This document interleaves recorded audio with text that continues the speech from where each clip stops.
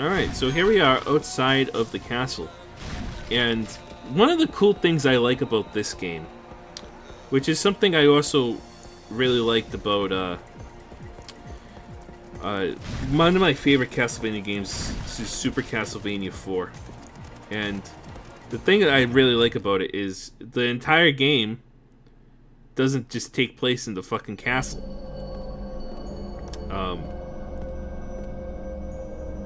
So here we get our next innocent devil type.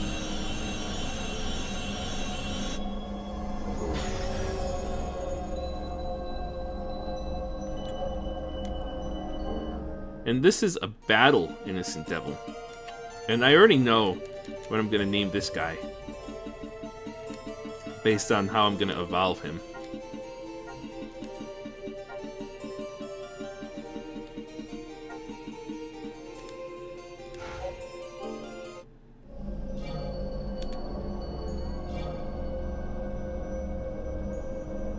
Okay, so battle type instant devils have an additional AI mode in addition to auto and command where they can guard.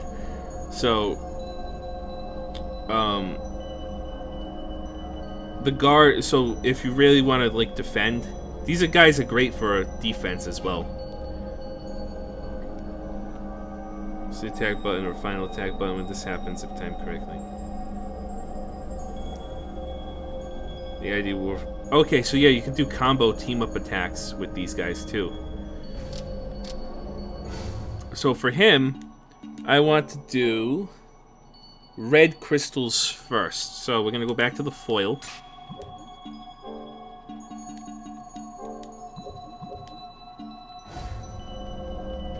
Then what we got here? Command? Yeah, I want to leave him on command. And he's mainly good for attacking. Right, so that weighs down.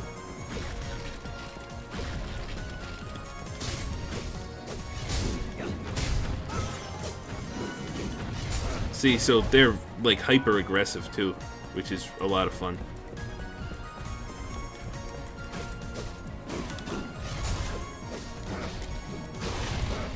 Jet Black.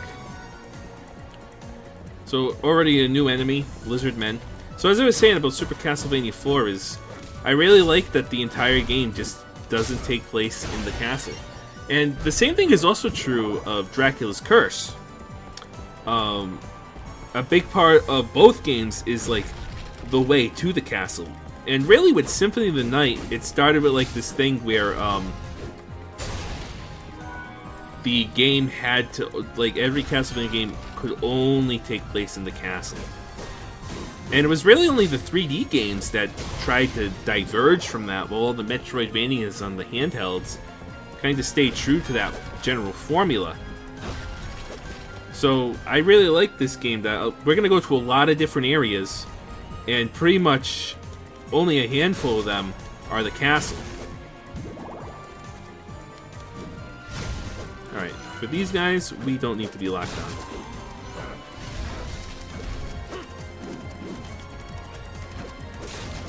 So the one thing about the battle type Innocent Devils though is they do tend to run around a lot, and they can get in the way because of that. We're gonna go this way first.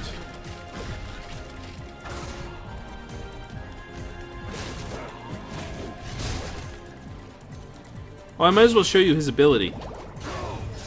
So yeah, his ability is knockback. We got a new enemy up there, if you can see him with a bow. So this guy is an orc, and it's one of those Japanese pig orc designs. And interestingly, he also uses a bow, which, you know, usually when you see orcs in anything, they either, in the West, orcs use axes, and then in the East, orcs use spears. And if you're ever curious where the pig orc design comes from first edition's Dungeons and Dragons art, where the orcs are pretty much humanoid creatures with pig heads. Did these skeletons just instantly spawn? No, I don't think so. So yeah, but Japanese games, when the video game industry first kind of kicked off in Japan, Well, I should say, like, I'm talking, like, NES era, right? Not really the stuff that came before it. When the NES era kicked off, with RPGs and fantasy games, developers, especially Squaresoft at the time, was big on it, but also Enix borrowed verbatim their monster designs from Dungeons and Dragons, which is why you have, like, the pig orcs in Japan. And Legend of Zelda, the Moblins are orcs. That's what they are. They just aren't called orcs, but they're the Japanese pig orc design of, like, the with the boar head. That's where it all comes from. And in the West, by the time AD&D came out, or Advanced Dungeons and Dragons, the orc design started to change to be more like how orcs generally are conceived of today, as being like minimal porcine traits, porcine meaning pig-like, and gradually they've evolved now to have more simian-like appearances, while still retaining some elements of, like, the pig aesthetic with the broad noses and the tusks, but they've also developed a more, for lack of a better term, I guess you could compare it to Neanderthal, with, like, a sloping forehead and the wide build and stuff like that. So simian in appearance, maybe even ape-like, just in general. But in Japan, that never really happened. They just kind of kept them as pigs the entire time. And a lot of Japanese series with orcs still use orcs in that manner today. Big one is Dragon Quest. I know I'm just kind of killing the same zombies over and over, but this is perfect for me to just finish my thoughts, collect some evolution crystals. This is a great room, by the way, if you ever wanted to play this and grind evolution crystals, because these zombies are really easy to kill. They'll give you about 2 crystals each time they die, and they die real fast, and they keep respawning. Anyway, just to finish up the pig orc story. So yeah, in Japan, they never really moved away from the pig design for orcs. So, whenever you see, like, pig-headed monster men in Japanese things, they're orcs. Where to go? We're gonna go down first. Go this way. Oh, I could have picked that up.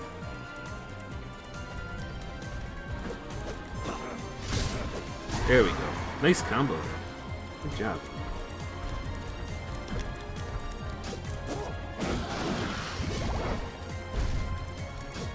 Finish these guys off.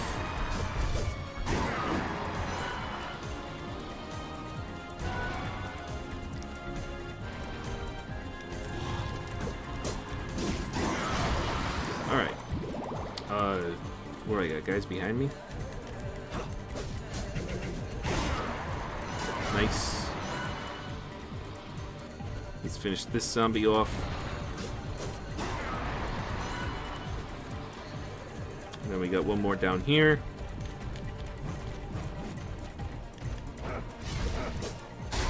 Awesome. Oh, we can make some new stuff. Short sword and jet black. Let's make a new short sword. We can also make a spear. I'm gonna make a spear. I'm not gonna use it just yet. Let's make, oh, what's that? Yeah, I'm fine with that. Hard leather armor. And then this, I believe, is the broadsword, yeah. So first of all, let's throw on the broadsword. As much as I like the rapier, I want to show you the broadsword, which is basically same move as the short sword, but as you see, it's a lot longer, which means it has much more reach. And then I want to show you the spear, but I gotta wait till we're in a position where using the spear would be beneficial for upgrading our innocent devils here. All right. if I go this way, this should take me just to meet back around with my other stuff here.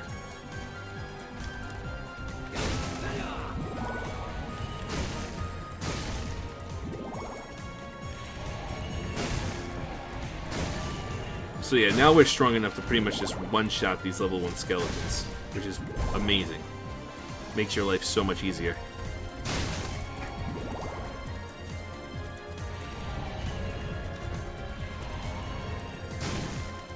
And also, when I mentioned the gold skeletons spawning with the skeletons, they won't spawn with, like, the skeleton respawns. They'll be in the first initial wave. There we go. See, we made really short work of that Cyclops with me and my fellow innocent devil here. Alright, what's this? This perfect guard. Alright, so yeah, this is basically right when an enemy is about to attack you, guard against them, and it'll be perfect. Also, I believe when your innocent devil is in guard mode, enemies who attack that are also the victim of a perfect guard. So yeah, when you do a perfect guard, it'll flash like that. I just gotta get these skeletons to aggro me. Oh. A little slow. So, you know, it's one of those things where the more telegraphed an enemy's attack is sometimes, the harder it is to, like, perfect guard, because it comes out so slow that the timing is, like, you expect it faster than it actually comes, so the timing is off. But it doesn't, like, mess you up. You just don't get the perfect guard. Like, you'll still guard them. Oh, we were just up there. There we go. I don't think anything else is up here. Alright. So, see, I'm glad I went that way. So let's go out. And check the map. Yep, I want to go this way. We can kill him. See, so now the zombies die in 2 hits.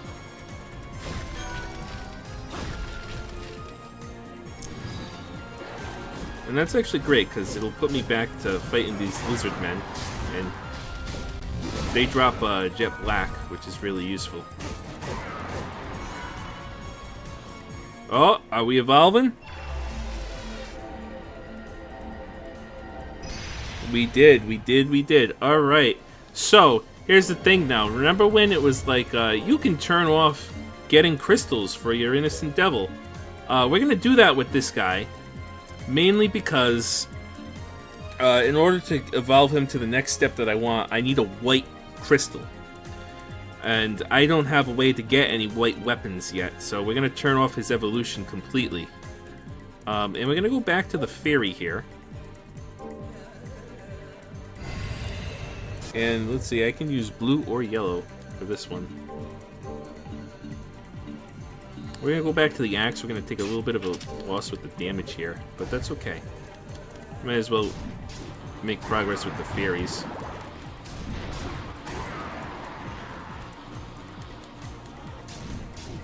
Alright, before I get sidetracked slaying zombies all day, let me actually go where we're supposed to go.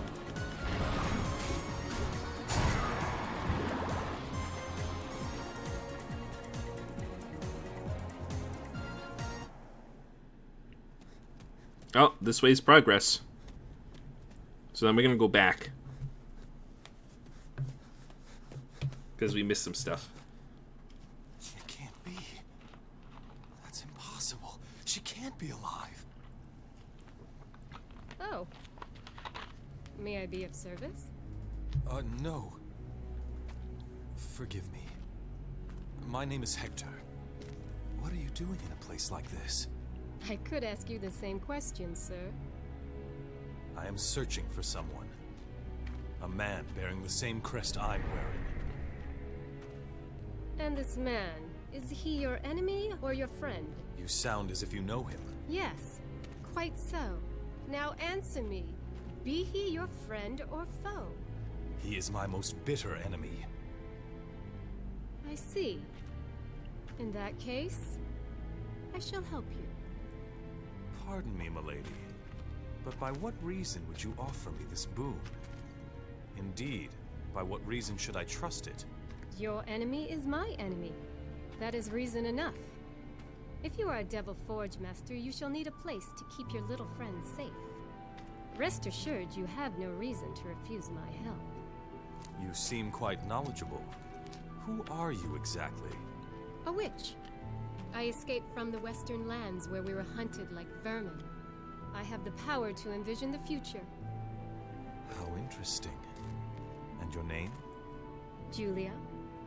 My house is further on. I shall prepare an elixir that may be of use to you. Farewell, for now.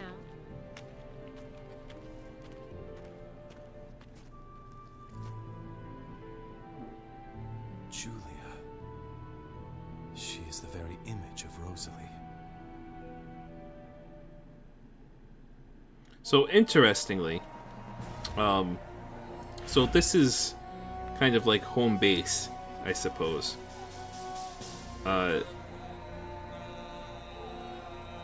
Should we go back? Well, let's go forward into Julia's shop first. So Hector meets a girl named... Oh wait, that's not the shop. The shop is up ahead. What is this room? I don't remember this room. Oh, maybe it is a teleport room. It's not active yet. Yeah, so... I forgot, there are teleport chairs, as well. So, Hector meets a woman named Julia, who, like he says, is the spinning image of his waifu.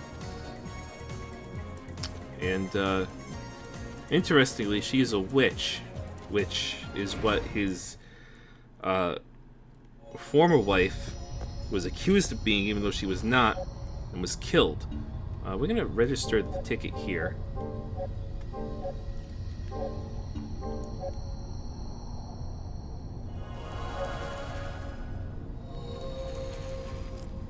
And let's go on into her shop.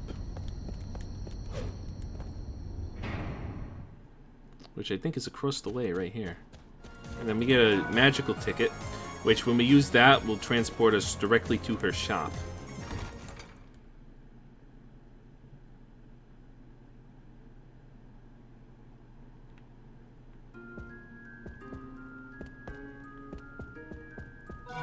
And now we get the map of the mountains.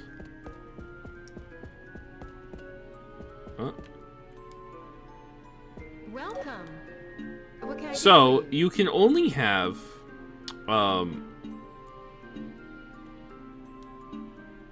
okay, no, that... Yeah, that gets rid of the thing. So, you can only have a certain amount of innocent devils on you at a time, and your excess ones you have to store with Julia over here. So, like, for instance, we could store this battle type if we wanted, but we're going to hold on to them. And then you can take the ones that you forge. Devil forging is when you have a devil shard, that's how you get more. What can I do for you? You What do can buy stuff from her. She sells basic stuff. Potions, high potions, serums and uncurses. I'm gonna buy one uncurse just because it's nice to have. Then you have, she also sells an accessory called the Death Doll, which basically it dies instead of you if you get knocked to 0 HP when it's equipped. I've never really found it to be that useful, to be honest. Didn't we make this? I guess I'm gonna buy one, just because we don't have it. Will that be all? Anything else? And that's all our money. So she sells basic stuff, What can I do for you? and then you can also sell her stuff, but we don't have a lot of excess of anything to sell. So we're just gonna Do your best. end. So yeah, honestly, you won't really use the shop that much except to buy the occasional potion to keep yourself stocked up. Alright, so we got the map.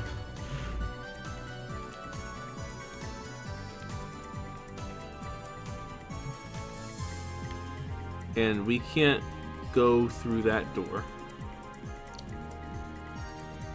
Alright, so I am tempted to go back and get that little area before we get any further.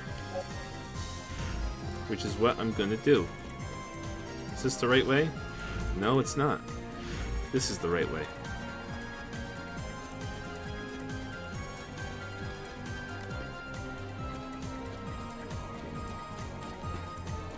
Yep, this is the right way.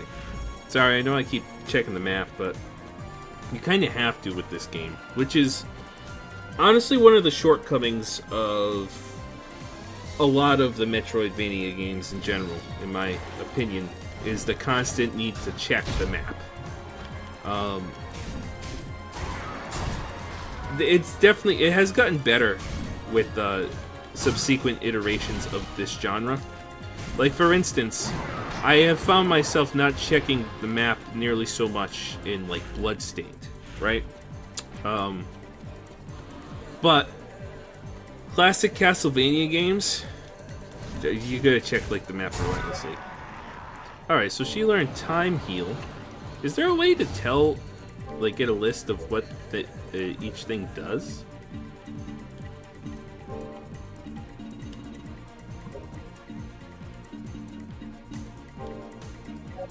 No, I don't want to summon that.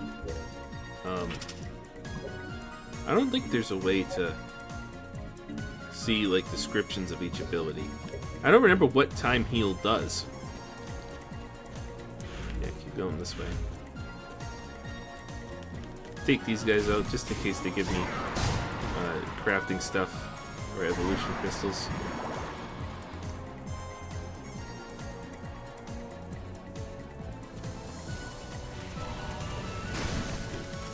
Yeah, I hear you, wolves. Trying to sneak up on me. Aha! We got the perfect block on him.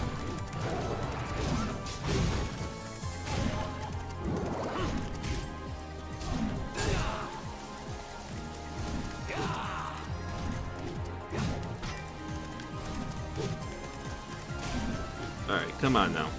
There we go. Oh, this is entirely new. Okay. Yeah, we'll roll with it. We'll roll with it.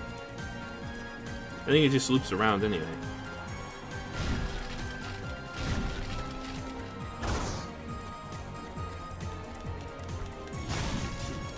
Here's the orc. Orcs drop aluminum. So they might be a smart idea to farm them. Although I think there's a room later on that has like a good 4 or 5 of them in it.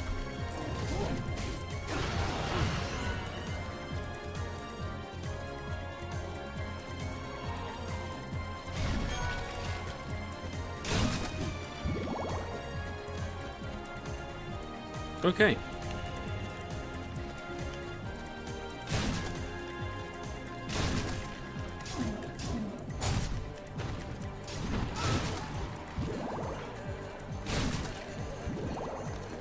Oh, that was it? It just loops around? What a waste of time. Okay. Or, yeah, just loops around. Well, let's get out of here.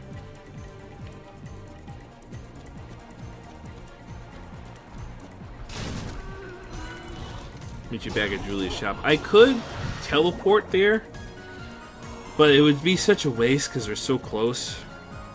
And like I said, this game's stingy with money. That's also one of the other uses of the shop, is buying the tickets. So most of the time you spend money at the shop, it's going to be buying tickets or buying potions. Yeah,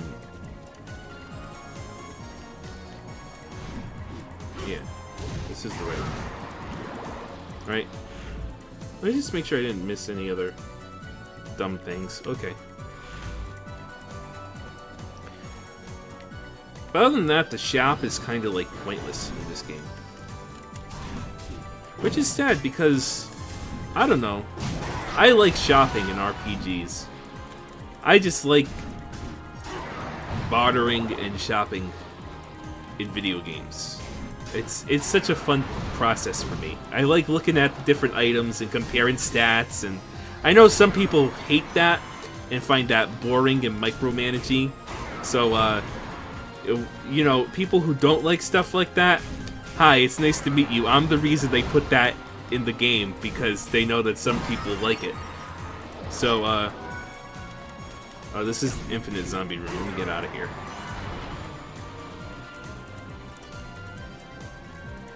But yeah, in this game, there's really not much of that. Instead, you craft everything.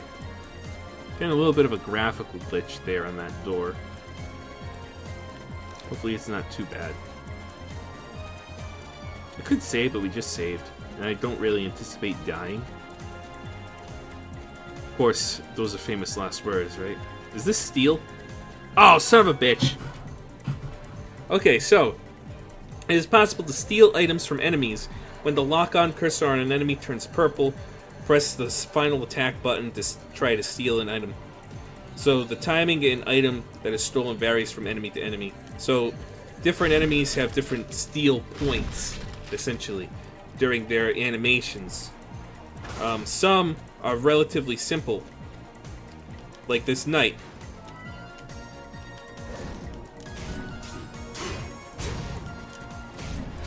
Alright, there is a wizard that we gotta go take care of. Where is he? Yeah, so like for instance with the knights, it's while they're attacking. With the wizard, it's when he's about to cast a spell.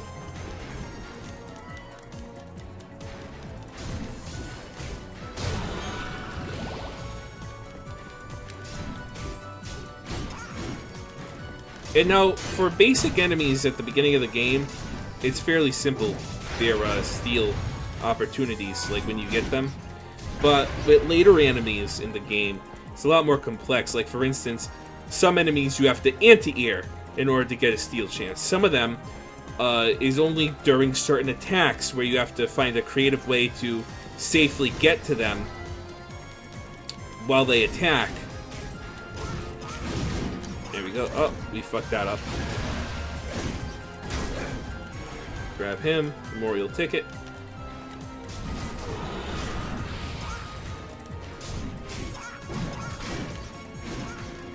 Alright, so let's steal from this knight. I'm gonna use the time heal. Oh, okay, so time heal is just regen over time. So anyway, like I was saying, some enemies you have to anti-air, some enemies you have to get perfect guards against certain moves of them in order to steal. So it's not easy. And those are the later enemies in the game, which have the more powerful, like, crafting materials that are needed to create, like, some of the most advanced weapons in the game. But for right now, stealing from anything and everyone is really easy, so you might as well just enjoy it. Also, this is, I think, the room I was talking about with the orcs.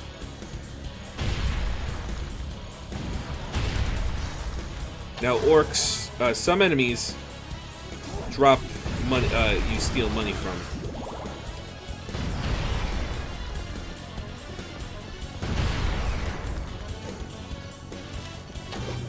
There we go. Get on. Alright, fire. We gotta take this thing out. Am I hitting it? Oh, I think I destroyed it.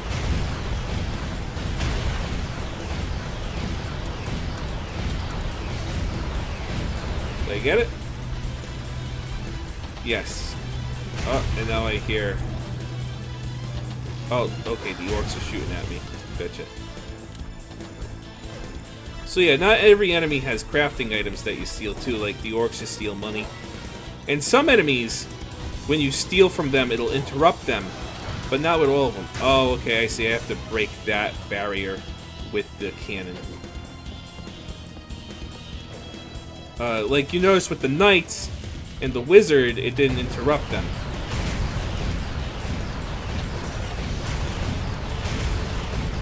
Come on. Come on, destroy this thing.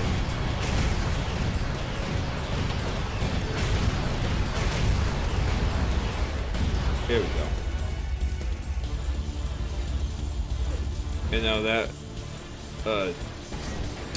orc dropped a rosary. So I'm gonna steal from these knights.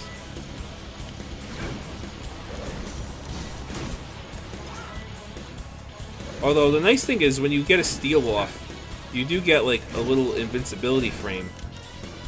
So take advantage of that. Who didn't we steal from? This guy.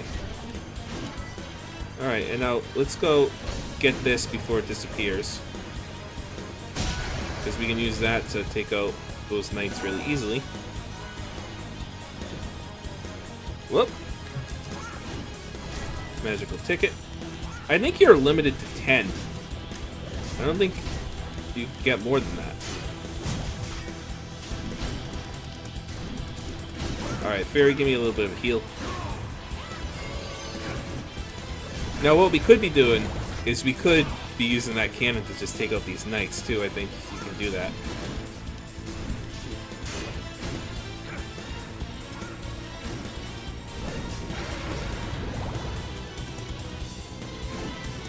So see, you get a little bit of an invincibility frame there. Which, like I said, nice. Very nice. So I like being invincible in video games. I don't think I'm alone with that either. So yeah, with the orc, you want to give him some distance. That way he tries to get a shot off.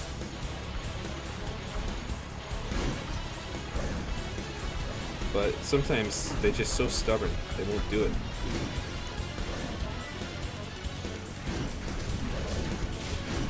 So even when you have, even if you have full items of the thing that you would steal, if you get a steal chance against a lockdown enemy, you should probably always take it, just for that brief frame of invincibility, because you never know what it'll help you avoid.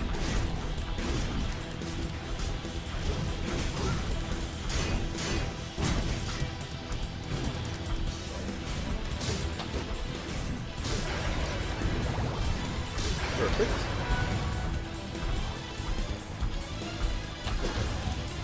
There you go, still 10 gold.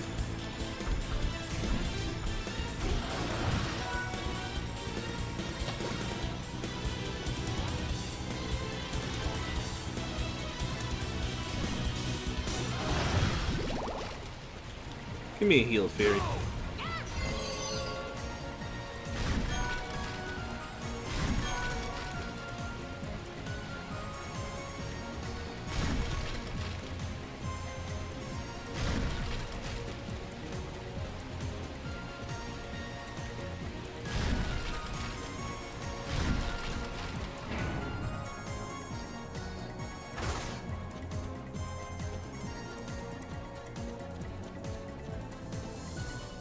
There's a save room. Let's pop in here.